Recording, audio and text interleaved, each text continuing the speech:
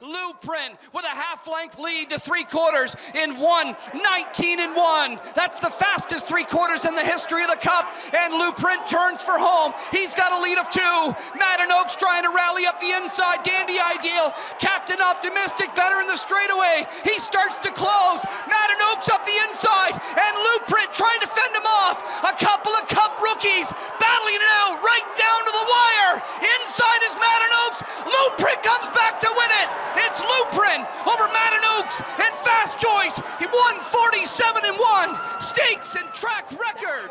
Last night was lightning fast, and we had so many records that were broken last night. It was an amazing night of harness racing action.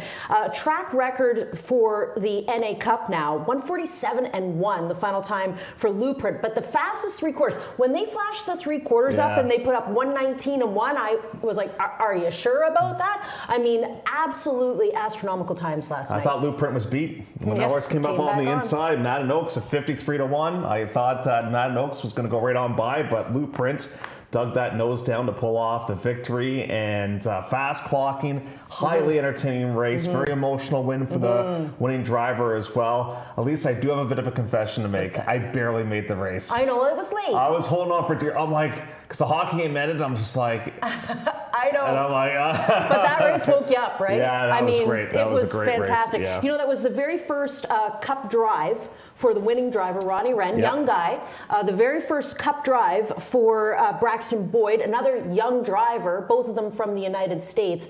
And of course, Ron Burke, the winning conditioner, he has won this race before with JK End of an Era, and he's sent out a number of horses. He's you know, a veteran in the sport. And what I love is Blueprint was such a good 2-year-old, and to be able to transfer that over to the age of 3 was just fantastic. You guys did a great job yesterday, the entire crew, thoroughly entertaining. I was able to watch all the races from home. We saw a very fast track with some great efforts, and a very worthy winner in Blueprint. And I like the fact too that, you know, you had that price horse making it kind of interesting there, because big prices. Post 10's been disastrous in the Cup. Like, nobody's won from Post 10. 53-1 was the price on the horse who finished second. The other highlight, I think, of the night was something you were talking about too, which is the win from a Moticon Legacy. That was in the Good Times final, and they used that as a prep for the Hambo, which is really the biggest race, the Hambletonian down at the Meadowlands. That'll go on early August, so August the 2nd. But that horse is Hambo eligible, and he stamped himself as a major stunning looking horse too. Very powerful trotter. You could tell, like, when they really went to the bottom of the well, he responded nicely, and just a very exciting prospect. And I like the fact too, like we've spoken of, so the owners here, if you're not familiar, their determination, they spent a lot of money in this game, but that's a homebred for them. The Canadian too.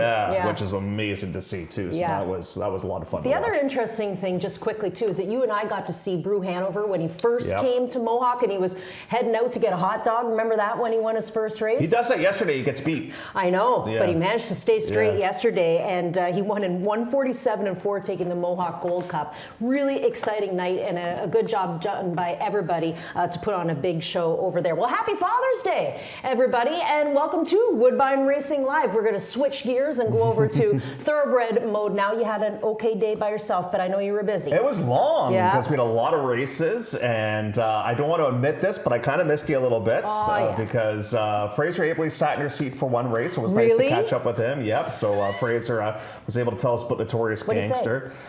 He just can't wait for the horse to go long. You know, that's he's really, like, he wishes the plate was tomorrow. Yeah, I bet. I bet. Well, today is a big day because it's Father's Day. It is. And of course, it's always a busy day at the racetrack on Father's Day. And Jeff and I just wanted to wish our fathers a happy Father's Day. Now, this is my dad. We have to analyze a few things in this picture. He's reading the program to me. But first of all, Dawn's attire is fantastic. It was the 70s. Look at those pants. The shirt is stellar. Well, it's a mix and match. Your dad does have some hair there in that picture, which is now you. Adorable. Very innocent, very focused. Remember those sleepers with the jammies? I had one of those too. Yeah, I think the same color, as a matter of fact. Now that looks like a harness book, I would have to say. Now this, of course, is the only family picture we have. Okay. And it's Winter Circle, obviously. So that's you, your brother, and my mom, holding the horse. So my dad, of course, is what track would that have been? That's at old Barry. But I wanted to point out, in the top spot there, when he's got his hand down, people think it's all about Doug McNair with the whip drag. No, right. Don Blow started the whip drag. Well, I was wondering if he was picking up some tickets. No, so confident he was able to drag the whip and put on a show. So yeah, and then of course today he is the patriarch of Ascot and Thoroughbreds. That is one of the flashiest foals I've ever seen. Yeah, he's pretty neato. That you guys have. Yep. So that's great to see. Yep, this year's baby. We call him Phantom. Alrighty. So Don looking responsible sharp. for looking me good. being here. Yeah. Looking good. So you know how you always say to me that you always make fun of me because you're like, Jeff, you always overdress on Thursdays and Fridays. That's right, I'd like to dress down. You don't have to wear. Well, this is where I get it from. This is me and my pops.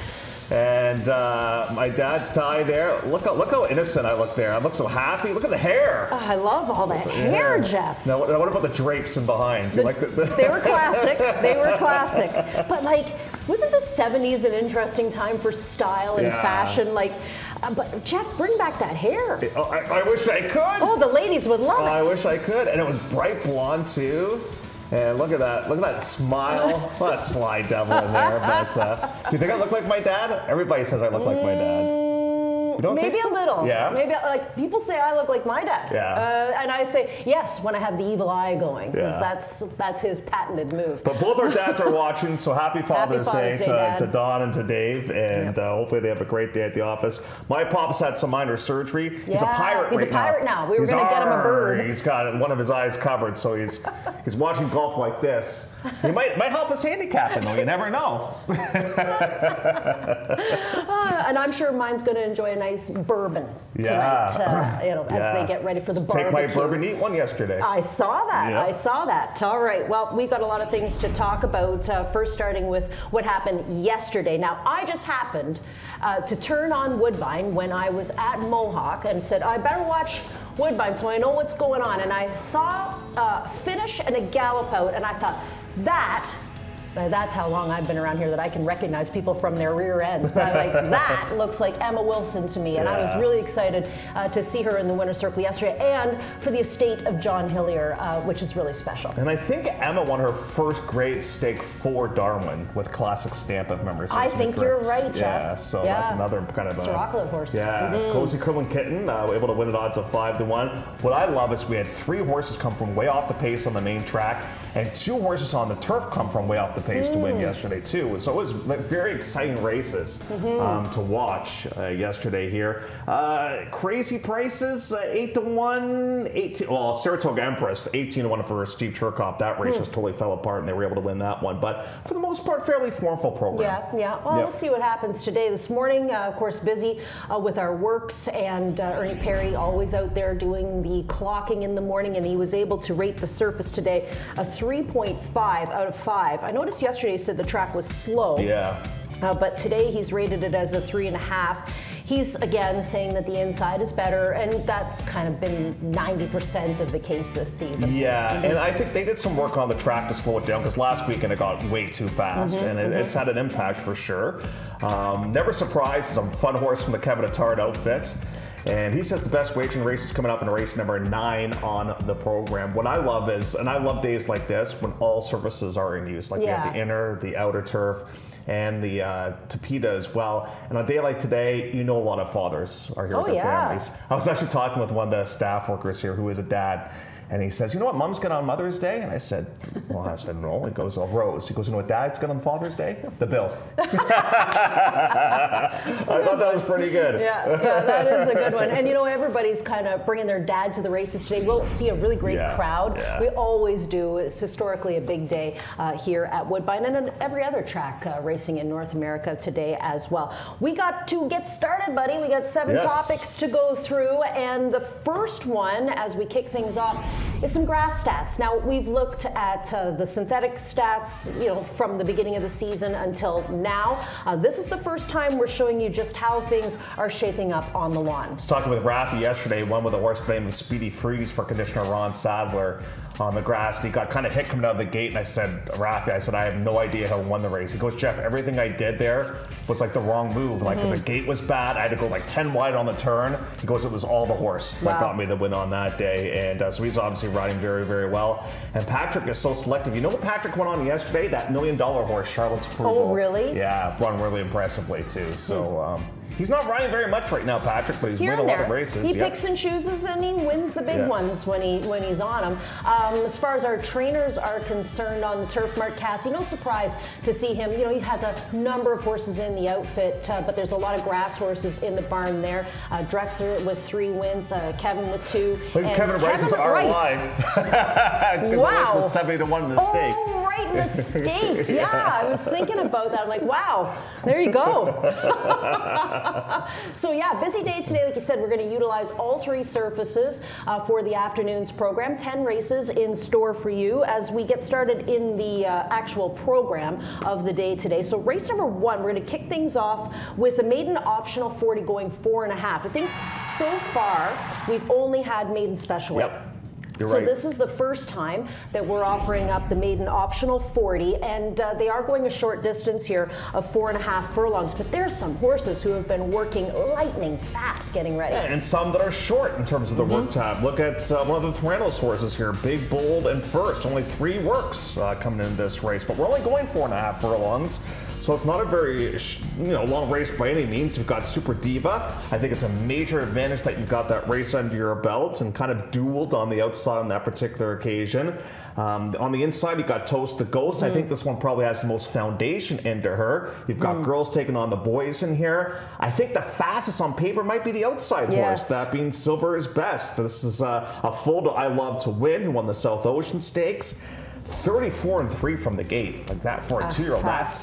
That's motoring. I know. But stamina might be a bit of an issue here coming at the top of the stretch. Well, we'll see. You better have your running shoes on in this one. So we kick off the program today with 2-year-olds again. Some of them offered up for tags. The 1 Toast the Ghost, the 2 Maker's Flatter offered up for the $40,000 price tag. And I think in the next condition book that just came out, Jeff, we're going to see our first grass race for 2-year-olds. And that will probably split. Oh, yes. More often than not, those 2-year-old races do split. But these races are so significant because A, it's for Ontario sire horses, and B, for the most part, you get to avoid Mark Cassidy. That's true. So these races are so significant for the kind of the smaller outfits here at Woodbine to get some chance to have some success against main special weight competition. That's a little on the lighter side of things. So babies will start the day today here at Woodbine. Next topic is rough trip. Well, I got to tell you something. My drive home last night, smooth as silk. Absolutely great. But race number 3 is where we're going to head to next. Race number 4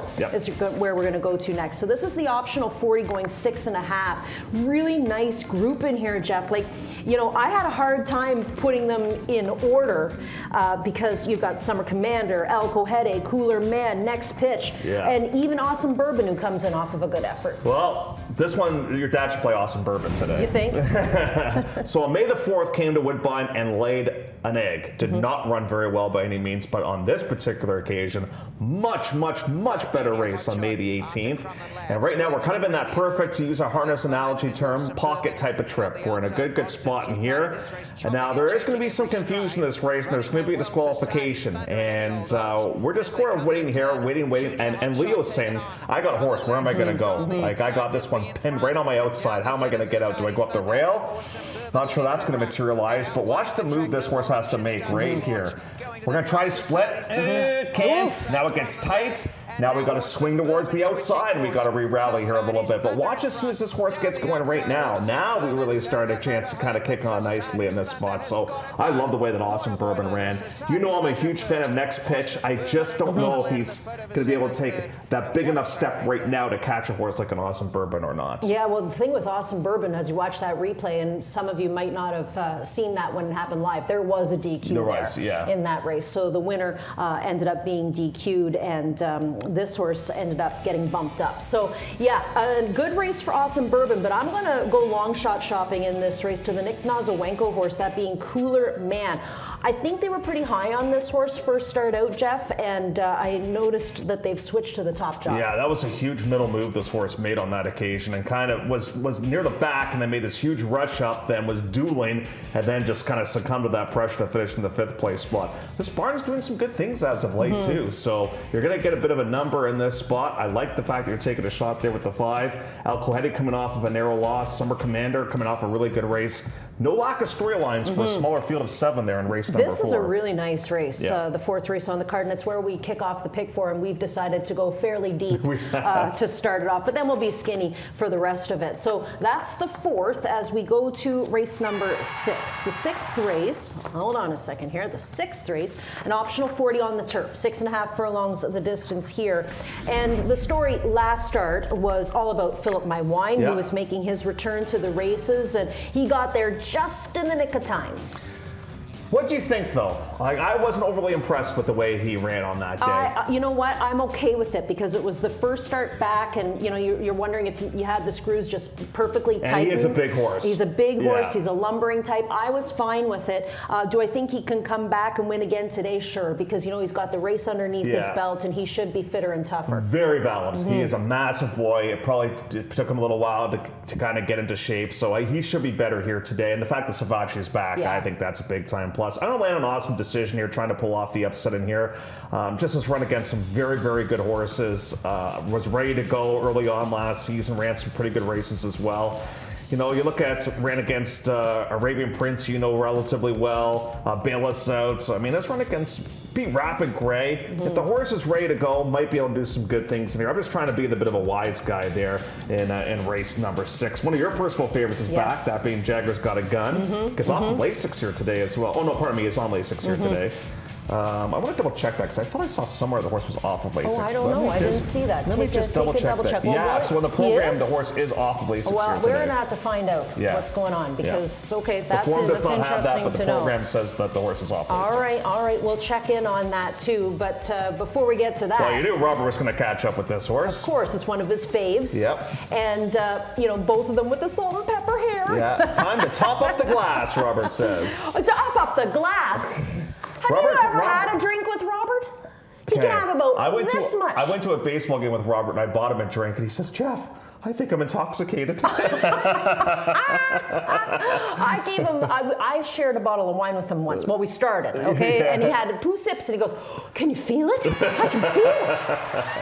That's Roberts. Now, I know he's a lightweight, but our buddy Randy Waples is an absolute lightweight as well. Exactly. They'd make great drinking buddies, those two. So that's race number 6 on the program. Let's go to the 7th, an optional 32, going 7.5 furlongs on the inner turf course. We're in lane 4 still. We've been in lane 4 for quite some time. There's a horse obviously that really does stand out in here, that being the 5 Tis Romantic, who makes the first start back since competing down at Gulfstream. But there's a horse in here that I'm interested to see today as well, and that's Cool Collected, who goes out for Pat Dixon. Pat had his first winner on the program yesterday in the opener. This is the horse, remember him last year? He was a stud, and I mean, he was not an easy stud to handle. And I even remember the groom saying, like, this horse is kind of embarrassing me because he's, dragging him around, this sort of thing. Well, they gelded him, and then after that, everything really did work out. He was 3rd in the Soaring Free. They tried the Grade 1 Summer, just way too tough, but he came back with a good 3rd place effort for his 3-year-old start. And Tis Romantic, as well as I do, at Gulfstream they ride so tight. And the rail's out on this day. They essentially have 2 different turf courses there. That's how they utilize the rail. And just watch the trip here with the 7 and with the white cap right now. With Tis Romantic, they're not going to give you any pass. You got to make your own path here. And now we're kind of bullying here. We're in tight. Still can't get out. And now finally we're trying to bully our way between horses. Now we get a chance to get out in here. And now here comes the stride extending and runs a beautiful race. Finishes 3rd, loses by a length and a bit. The winner came back to win a big stake race at Gulfstream Park, so I like that. Now, I will say the one thing that's in the back of my mind that worries me a little bit is this barn dropped a horse the other day in for 32 and it did not go all that well.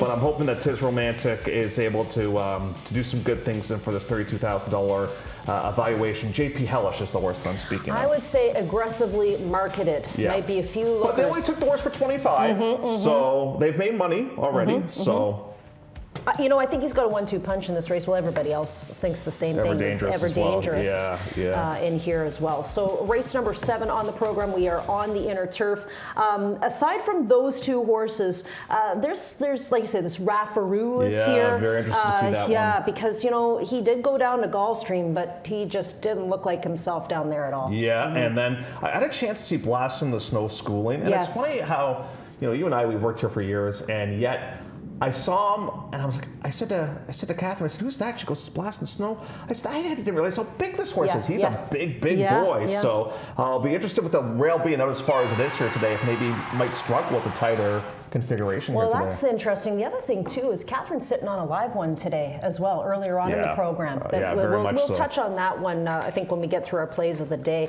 So that's the 7th. The 8th race on the card is a maiden special weight, going 7/8 of a mile. And we're looking at a few first-time starters in this group, including, I'm so excited to see this one, Blanco. This is a gray, son of Curlin. I think we might have seen this horse school, Jeff, you and I. A gray son of Curlin out of a Tappet mare. I mean, there is some beautiful pedigree with the 4, but there's some other interesting pedigree here with the 6, Run Mateo Run. Yeah, that's a half to fashionably fab and super flashy.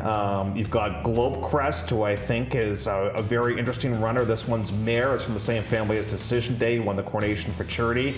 You've got a first-time gelding in Yorkton's honor, and then all of a sudden you've got this. It looks like it was a private purchase with Super Tuscan, but Honor Ross Stable still has some ownership in the horse. Big horse, as you can see from this replay over here, and ran very greenly first time out. And unfortunately, you ran into a monster by the name of Mensetti in your first career start as well. But shining curve out on this day, and we'll just watch. Very green, very green. Like, he has no idea really what he's doing at this point. Like, now he's trying to lay in right now. He's like, whoa, I don't know what's going on right now. And she's trying, and he's just not wanting to go in. Well, didn't cost her the win. Look, I'll give you that he's green, and he has a young rider on too, right? So, you know, she kind of grabs her stick there last minute, and when she did hit him with the stick, she did respond. But this is a Vino Rosso. We've seen a few Vino Rossos that have impressed us, and now in the Safi Joseph barn has one Flores. It will take over. So, private purchase, I'd love to know what the price was. But you know what, too? A, disappeared after that race. B, for whatever reason, Safi's stats at Woodbine are not good, and he had a heavy favorite go down defeat yesterday. The rider decision is very interesting as well, and you've got some sharp-looking first-time starters in this race. I'm curious how the public is going to approach Super Tuscan coming up in race number 8. Yeah, I'm excited to see, like I said, the 4. One of my favorite Wayne Catalano horses is Dreaming of Anna, and he also had Louis Michael, and those are related to Blanco. And Josie knows the family. She trained Striker. Yeah, that's right. Striker's in there. Yeah, really exciting. Race number 8. Looking forward to that one on the program. That'll be where we kick off the final pick 3 for the afternoon, and I'm sure a lot of people. Are you guys having a barbecue at your house tonight? We're doing Chinese food tonight. Oh, so you're cooking. I'm picking up. And you'll do the dishes, because that's what Jeff does. Race number 9, an optional 50, going 6.5 furlongs on the EP Taylor Turf course. We're taking out a junior hot shot from that event. Now, he was entered main track only, so we'll stick around with the group that was entered for the turf. Pat Perante's got a new horse from the Wesley Ward barn that's moved into his outfit, and you know that those horses are going to be very fast. So excited to see what this one's all about. Ricky Bobby's here, and that's Arabian Prince. He loves to finish second. He actually came here originally for grass racing. So he's back onto the lawn today. And then you have Lucky Score for Mark Cassey, who made a monstrous closing effort in the most recent start. Yeah, huge race. Now, when your dad taught you how to read the racing form, did you ever see a chart line that said dust storm? No. Now, we've seen fog many times, but never dust storm. But here is a dust storm replay that we're going to get to here. First of all, you got the comebacker in True Temper, who I'm very excited about, but hasn't raced in a long time. But Bertani, I just thought this would be a fun replay to show because it literally is a dust storm. You can only see half the stretch, and we're gonna, here's the replay right behind us. This is what you got, and Where are they? I love that we highlight it too. Yeah. And I guess you get these dust storms in like Sunland Park, Zia Park area, New Mexico. And here we go. And here comes Brittany. And how does Roger get this horse? Exactly. That's kind of interesting. And working fast. And I assure you of one thing. Barring a meteorological disaster, we will not be having a dust storm today with this horse to deal with. No, this is another Vina Rosso on the program here today as well. We're used to seeing, especially when we do harness in the wintertime with the fog, and you can't see the horses at all. And some of the best calls come from that. Like I can remember Kenny saying, well, your guess is as good as mine. It was a good call. What are you going to do? Can't see them until they really get into the final 16th of a mile. Yeah, no, it's true. It's true. And, prior to Chicklets days, like Tom Durkin was the best at that. He's like, he would tell stories during the race. Sure, yeah. What else are you going to do? Yeah, that's for sure. So an exciting program today, 10 races, no stake, but still a really good card. Look at you with number 5 everywhere. Okay, so my price break comes up in race number 3, Tutti Contenti. Very good rally last time. It lost to your Valentino, who was dropping sharply in class. Going to see that one coming up a little bit later on. You were speaking of the Catherine Day Phillips horse. I'm with you on Just Jacobo.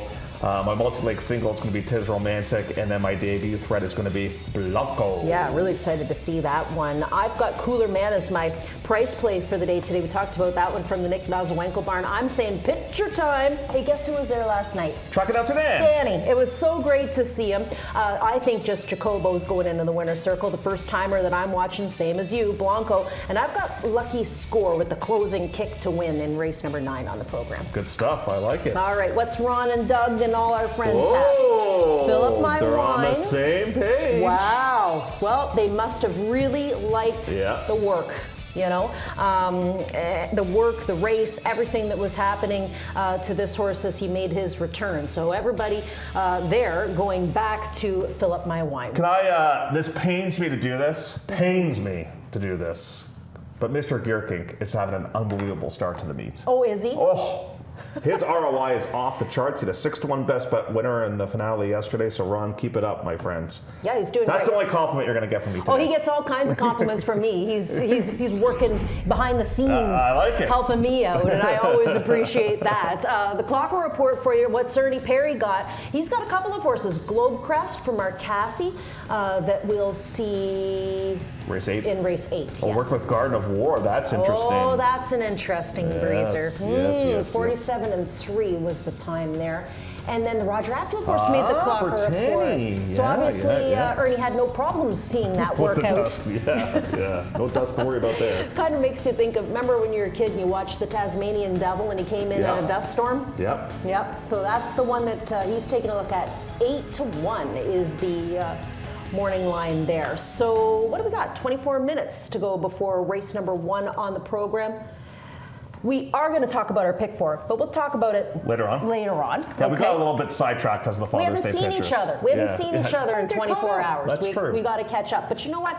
We do have all these great rewinds to go back to as we're getting closer and closer to this year's edition of the King's Plate. And we thought we'd take you all the way back to 1949 and take a look at E.P. Taylor's epic run.